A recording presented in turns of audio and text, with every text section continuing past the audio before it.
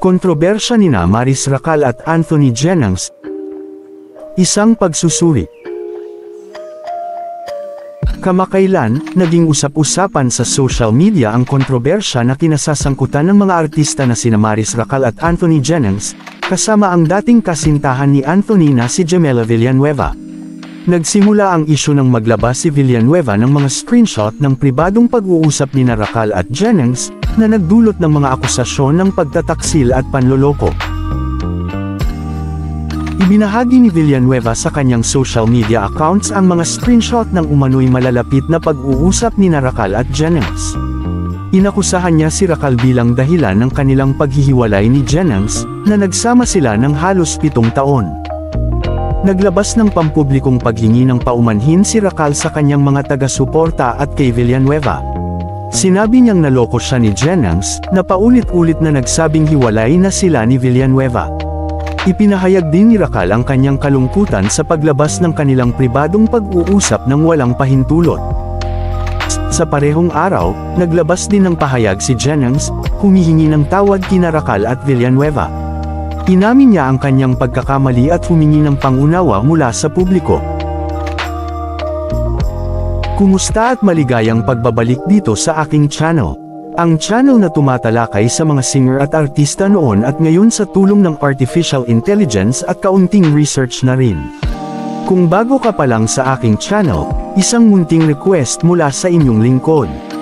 Huwag kakalimutang mag-like, subscribe at pakipindot na rin ang notification bell icon para updated ka sa mga susunod kong upload. Ngayon pa lamang ay pinasasalamatan na kita.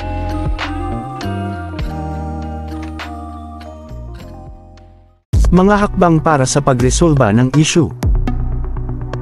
Mahalaga para kina Racal, Jennings, at Villanueva na magkaroon ng pribadong pag-uusap upang malinaw na maipahayag ang kanilang mga saloobin at emosyon.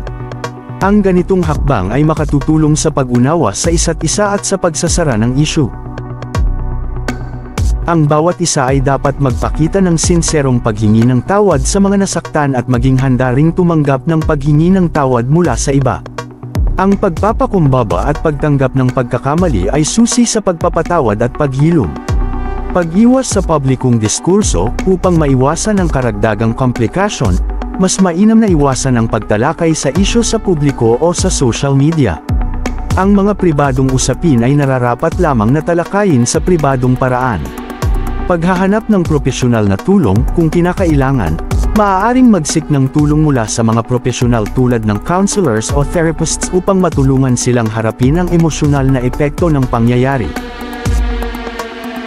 Matapos ang mga kinakailangang pag-uusap at proseso ng pagpapatawad, mahalagang mag-move on at ituon ang pansin sa personal na pag-unlad at mga positibong aspeto ng buhay.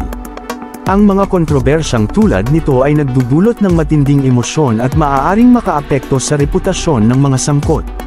Mahalagang harapin ang mga isyu ng may maturity, respeto, at pag-unawa upang makamit ang tunay na closure at kapayapaan para sa lahat ng partido.